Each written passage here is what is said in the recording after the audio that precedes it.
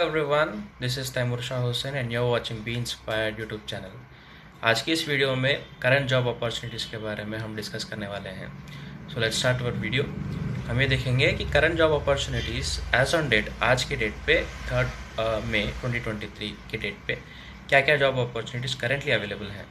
दो अपॉर्चुनिटीज़ बहुत ज़्यादा इंपॉर्टेंट हैं आज के दिन, SSC CGL 2023 और भाभा एटॉमिक रिसर्च, जो हम आगे डिस्कस करेंगे।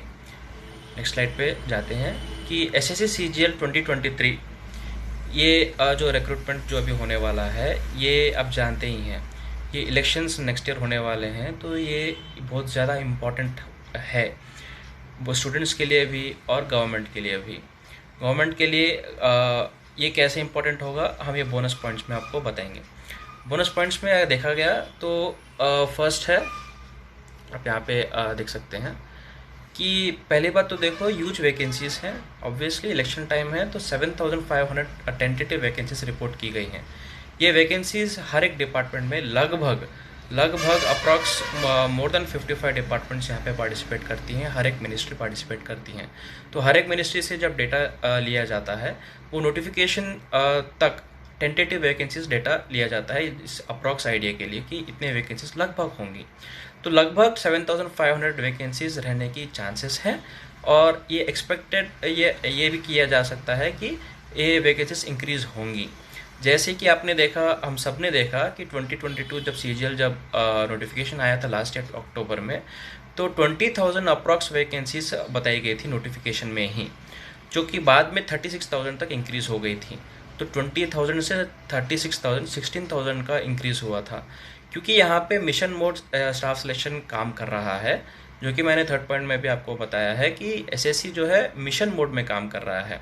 और लास्ट ईयर से ही हमने देखा कि बहुत से चेंजेस हमें देखने को मिले हैं, जैसे CGL का पैटर्न चेंज हुआ, उसके बाद MTS का पैटर्न चेंज हुआ, और जो CHSL में जो पोस्टें थी, पोस्टल असिस्टेंट और सॉर्टिंग असिस्टेंट, वो पोस्ट को CGL में डाला गया था। और हमने ये भी देखा कि 20,000 वैकेंसीज से 36,000 वैकेंसीज कैसे की गई हैं और पैटर्न कैसे चेंज हुआ है। तो ये सब को हम कंसिडर करते हुए हमें ये लगता है कि ये मिशन मोड जैसे स्टाफ सिलेक्शन काम कर रही है, तो ये वैकेंसीज़ का इंक्रीज़ होना भी एक्सपेक्ट किया जा सकता है। 90% तक ये पॉसिबल होगा।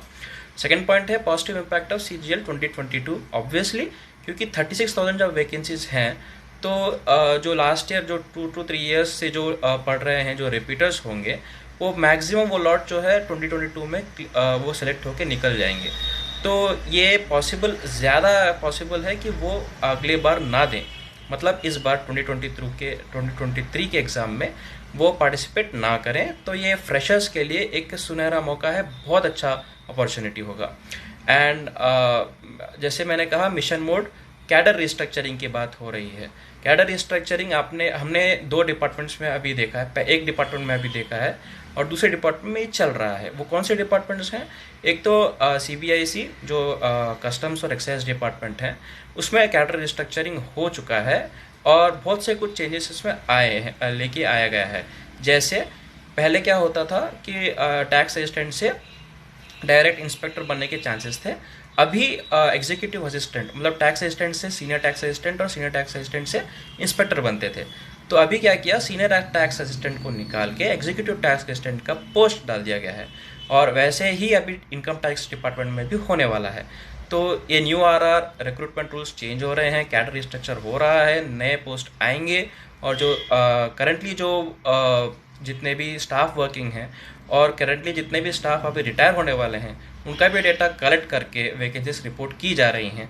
तो आप ये देखो कि कितना मिशन मोड में SSC काम कर रहा है और गवर्नमेंट के लिए कितना इम्पोर्टेंट है। ये प्रेस्टीज का मैटर है और गवर्नमेंट नेक्स्ट ईयर का इलेक्शन टारगेट कर रही है। तो आप हम सबको ये समझना चाहिए कि ये 2023 हमारे लिए गोल्डन अपॉर्चुनिटी है, specially for freshers. Moving on, तो ये था बस एक रिक्रूटमेंट CGL नोटिफिकेशन के बारे में। अभी इसका लास्ट डेट है, लास्ट डेट अभी 3 में, आज ही का दिन लास्ट डे है इसका अप्लाई करने के लिए। बस अप्लाई ही करना है। पेमेंट आप कल कर सकते हो, पेमेंट सिर्फ मात्र 100 रुपीज़ है जनरल के लिए। तो payment is not an issue, बहुतों के लिए it's not an issue. Compare to IBPS जितने जो चार्ज करते हैं 750 एंड ऑल। तो नेक्स्ट स्लाइड।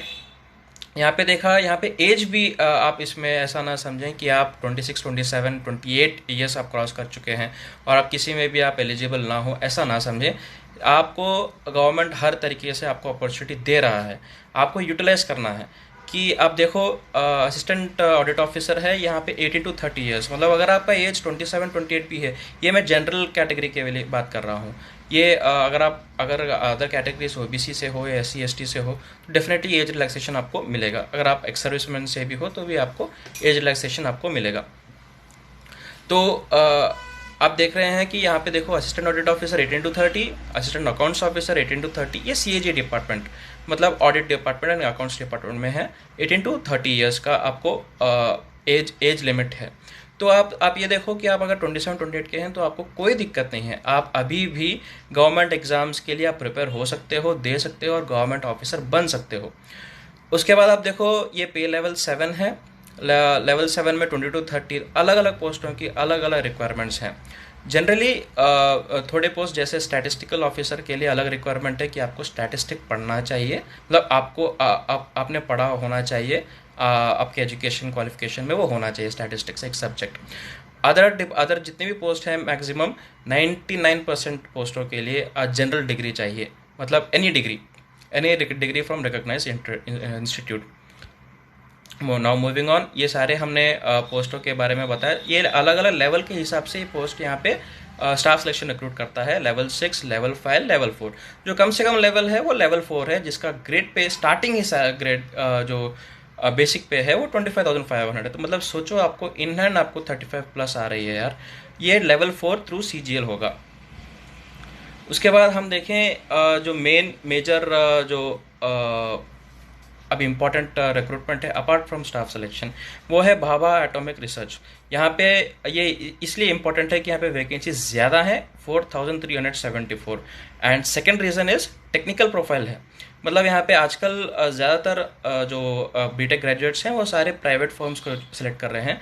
ऐसा हर एक का अलग अलग प्रायोरिटीज़ हैं, बट अगर आप चाहते हो कि आप गवर्नमेंट में ज्वाइन करें तो ये आपके लिए एक गोल्डन अपॉर्चुनिटी हो सकता है। क्योंकि वो तो ऐसा भी होता है कि हमारे पास अवेयरनेस ना हो के हम प्राइवेट इंस्टीट्यूशंस में हम ज्वाइन हो जाते हैं या प्राइवेट कंपनीज में ज्वाइन होते हैं, क्योंकि हमारे पास अवेयरनेस नहीं होता और हमारे पास कोई गाइड करने वाला नहीं होता। तो प्लीज़ आप गाइडेंस अच्छे आदमी से लें, अच्छे इंस्टीट्यूट से लें और अपने आप को अवेयर रखें। आप जानें, आप इन्फॉर्मेशन लें, गैदर करें, उसके बाद आप प्रिपेयर हों। कि ये वीडियो से मैं आपको ये बताना चाहता हूँ कि गवर्नमेंट में जाना इतना डिफ़िकल्ट नहीं है अगर आपके पास करेक्ट इन्फॉर्मेशन करेक्ट टाइम पे हो। मेरा बस यही मेरा एक ही मोटो है, एक ही गोल है कि मैं आपको इन्फॉर्मेशन, आपको अपॉर्चुनिटीज़ की इन्फॉर्मेशन मैं आप तक पहुंचा सकूं इन टाइम। तो टेक्निकल प्रोफाइल ज़्यादातर यहाँ पे आप देख सकते हैं। जब आप नोटिफिकेशन देखोगे तो आपको पता चलेगा कि यहाँ पे अलग अलग सब्जेक्ट्स के लिए आप एलिजिबल हो गए। मतलब अगर आपने मैकेनिकल पढ़ा है तो उसके लिए भी पोस्टें हैं, mechanical, electrical, civil, even architecture के लिए भी है। तो आप यहाँ पे एक बार जाके देखिए, भाभा एटॉमिक रिसर्च वैकेंसी। आप अगर आपको देखना है तो फ्री जॉब अलर्ट पे आप साइट पे आप जाएं और आपको फ्रीली आप देख सकते हो। ज़्यादा टाइम नहीं लगेगा आपको, 5 to 10 सेकेंड्स बस, दैट्स इट। आप साइट का आप फ्री जॉब अलर्ट आप टाइप करेंगे तो आपको साइट आ जाएगा। साइट देखिए, आपको फ्रंट पेज पे आपको दिख जाएगा यार। तो प्लीज़ आप ज़रूर देखें। और इनकी सैलरीज काफ़ी अच्छी हैं। आप देख रहे होंगे कि टेक्निकल ऑफिसर यहाँ पे जो रिक्रूट होंगे वो लेवल 10 मतलब ये स्टार्टिंग UPSC का सैलरी होता है यार। नेक्स्ट एंड ये जो हैं ये उनके मतलब रिक्वायरमेंट है, एज लिमिट है 18 to 35 ईयर्स, मतलब सभी एलिजिबल होंगे। ऐसा नहीं कि आपने लेट कर दिया और आपको गवर्नमेंट में नहीं, ऐसा नहीं होगा कि आपने 30 भी क्रॉस कर दी, इवन दो आप जनरल कैटेगरी से हैं। ओके, तो आप एलिजिबल हो यार। तो आप ये टेक्निकल ऑफिसर आप ये एग्ज़ाम दीजिए। एंड ट्रेनिंग स्कीम, स्टाइपेंड्री आप ट्रेनिंग ले लो। अगर आपको ऐसा होता है कि बहुत से जगहों पे, बहुत से फैमिलीज़ में ऐसा होता है कि फाइनेंशियल क्राइसिस, मतलब फाइनेंशियल ट्रबल में होते हैं, तो आपके लिए बहुत बेनिफिशियल होगा स्टाइपेंड्री आप ट्रेनी बन जाओ। आपको 90 to 24 अगर आपका एज है तो आप स्टाइपेंड्री ट्रेनिंग ले लो आपको स्टाइपेंड पे मतलब स्टाइपेंड का मतलब होता है कि आपको मंथली थोड़ा सा अमाउंट दे दिया जाएगा। वो सैलरी का नाम नहीं बोल सकते हैं हम, क्योंकि सैलरी नहीं होता, आप ट्रेनिंग में होते हो, तो इसलिए आपको स्टाइपेंड कहा जाता है। तो वो सैलरी भी आप मतलब स्टाइपेंड भी आपको अच्छा ही मिलेगा। तो आपके लिए उस टाइम पे आपके लिए ये गोल्डन हो सकता है, क्योंकि ये आपके लिए बहुत ज़रूरत हो सकता है। तो जिनके लिए भी बहुत ज़रूरत है, जो भी बहुत फाइनेंशियल नीड में है, तो ये प्लीज़ आप अप्लाई कीजिए स्टाइपेंड ट्रेनिंग। और अगर आपको लगता है कि ये जो मैं वीडियो में आपको दे रहा हूँ, अगर आपको लगता है कि ये बहुत यूज़फुल है और यूथ के पास जाना चाहिए, तो प्लीज़ इसे लाइक करें और शेयर करें। ये बहुत ज़रूरी है यार। Thank you. B inspired.